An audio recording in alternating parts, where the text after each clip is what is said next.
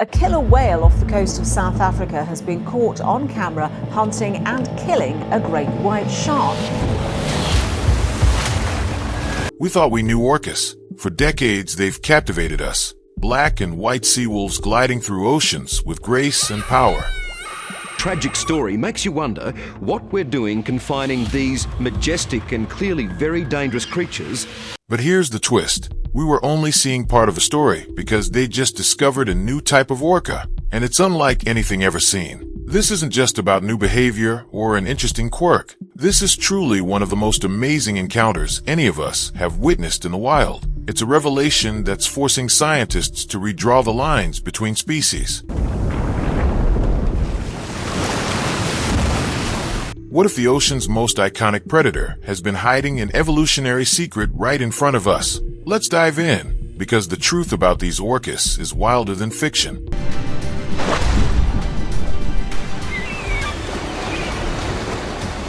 Not a different pod, but a different species.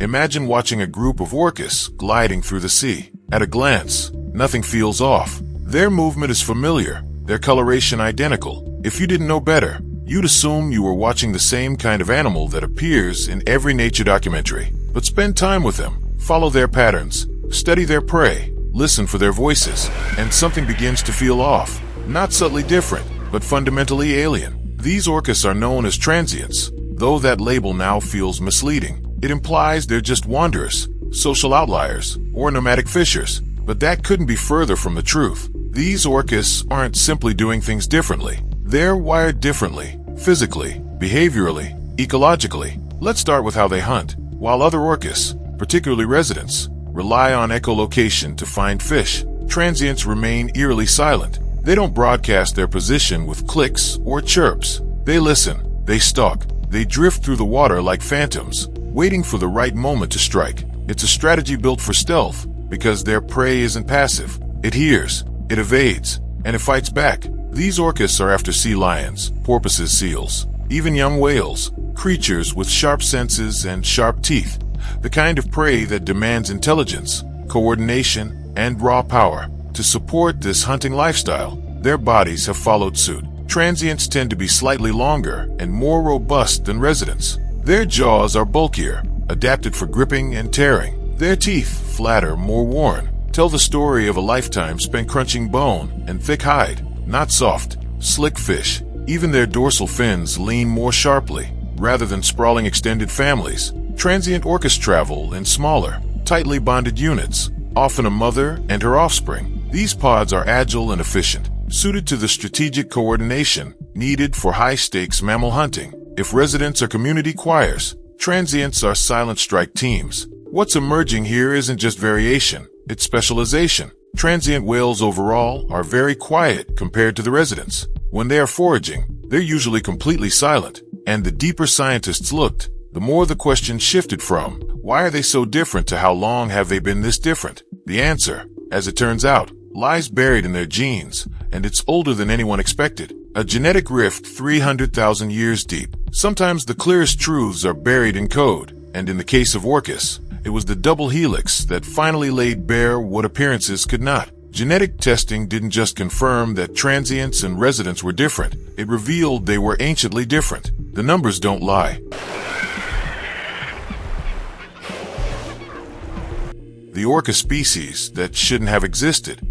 For the longest time, the ocean's apex predator wore a mask of simplicity. The orca, black and white, sleek, intelligent, was cataloged under a single name, Orcanus orca. It didn't matter where they were seen, from the freezing Arctic to the tropical South Pacific. They were considered one species, one identity. Their global consistency became part of the myth, a super predator capable of adapting to any ocean and hunting anything in it. But somewhere along the Pacific coastlines, from Alaska to California, that categorization began to crack. The shift wasn't sudden. It wasn't one dramatic moment of discovery. Instead, it came from a slow accumulation of questions that science could no longer shrug off. Why were some orcas silent hunters, while others filled the sea with their clicks and calls? Why did certain pods stick to fish, even when starving, while others hunted seals and whales with terrifying precision? And most intriguingly, why had there never been a single case of interbreeding between two groups? even when their territories overlapped for centuries. By 2024, the weight of decades of observation, data, and DNA analysis tipped the scales. Leading marine biologists began pushing for a radical rethinking that the orcas we'd been calling transients weren't just a quirky offshoot or regional variation. They were, in all likelihood, a completely different species. Now that the blindfold's off, the next question hits even harder. What exactly makes these orcas so different that they may no longer belong under the same name? What have they been doing all this time to carve out a genetic and behavioral identity of their own?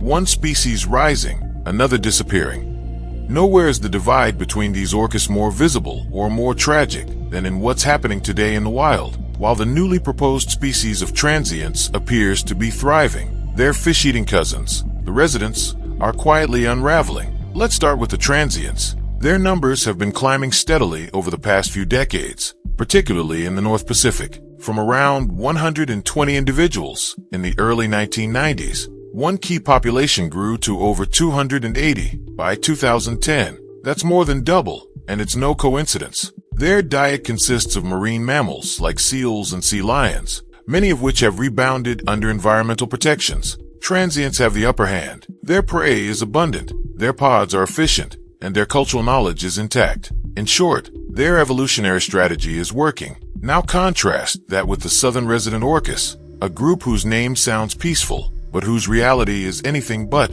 This population is in crisis. Their preferred prey, Chinook salmon, is vanishing due to overfishing, habitat destruction, and climate-driven changes in ocean conditions. Despite having thousands of miles of ocean at their disposal, residents refuse to switch prey, even when starving. And that's not a flaw. It's a feature of their culture. These orcas are loyal to their traditions, but in a changing world, that loyalty is starting to cost lives, and the damage runs deeper than hunger. Resident pods are socially structured around elder females, matriarchs who remember the best feeding grounds, seasonal migration routes, and call patterns. When these leaders die, the loss is more than personal. It's a collapse of generational memory. Without that knowledge, younger orcas can't simply figure it out. They don't know where to go or how to hunt. Their survival isn't just tied to biology, it's tied to wisdom. This makes the misclassification all the more devastating. For decades, conservation plans lumped all orcas together, treating them as one adaptable species with uniform needs. But they're not. The transients are rising, the residents are vanishing, and the failure to recognize their differences soon enough might have sealed the fate of one. This isn't just a mistake of labels, it's a warning, one that echoes far beyond the dorsal fin. Are we missing any more? By now, it's clear the orca revelation is bigger than taxonomy. It's bigger than conservation. It's a mirror, reflecting back just how little we understand about the complexity of life, even in places we've studied for generations. Because if we can mistake two separate species of orca for one, despite decades of close observation, you have to ask, what else have we overlooked? This isn't about remote rainforests or deep ocean trenches. The orca story unfolded in coastal waters, among animals we've tagged, tracked, filmed, and idolized, and still we missed it. That should unsettle us in the best way. It opens the door to a larger truth. Our systems for classifying life are still playing catch up with life itself. The natural world doesn't always fit neatly into the boxes we've built. It evolves faster than bureaucracy, and it expresses itself in ways that defy simple categories. Culture, communication, social learning. These things don't fossilize. They don't show up in museum drawers or decades-old field guides, but they shape species just the same. And it's not just orcas. Other intelligent, socially complex animals, elephants, dolphins, wolves, parrots, even crows, all show signs of culture-driven evolution. Dialects, tool use, migration traditions, teaching behaviors. We're starting to see the pattern. But how many of these species have internal branches, distinct lineages hiding behind shared faces that we haven't recognized? The orca isn't the only one. It's just the most glaring example, the one that's forcing the scientific community to admit we've underestimated the role of behavior in shaping biodiversity. So what comes next? Maybe a redefinition of what species means. Maybe a more holistic approach to ecology, one that includes language, lineage, and learned behavior alongside genes and bones. Maybe we start listening more closely to the animals that already seem to be speaking. Whatever the case, one thing is clear. The Orca story didn't close a chapter. It opened 1,000 new questions.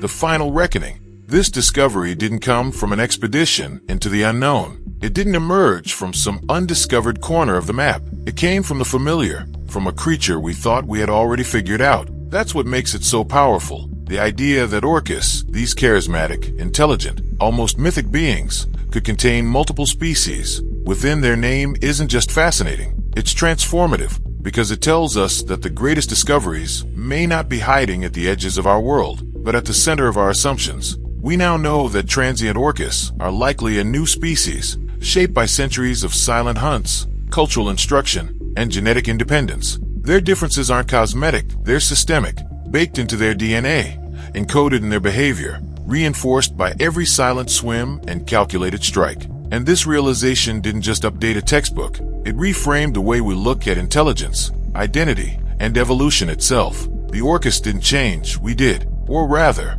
we finally started seeing what was already there. This isn't just a story about taxonomy, it's about perception. It's about what happens when science becomes humble enough to question what it thought was certain. And it's a call to action, to look again, listen longer, and assume less. Because the moment we truly saw the transient Orcas for what they are, everything changed. Not just for them, but for our understanding of the living world. And perhaps the most exciting and terrifying part of all this is the possibility that discoveries just as big are still waiting, quietly, patiently, in the places we thought we knew best. Do you think there are many more species we've not thoroughly examined that might reshape our view of the natural world? Let us know your thoughts in the comments. And if you want to be up to date with more surprising discoveries, subscribe and click the bell button. See you next time.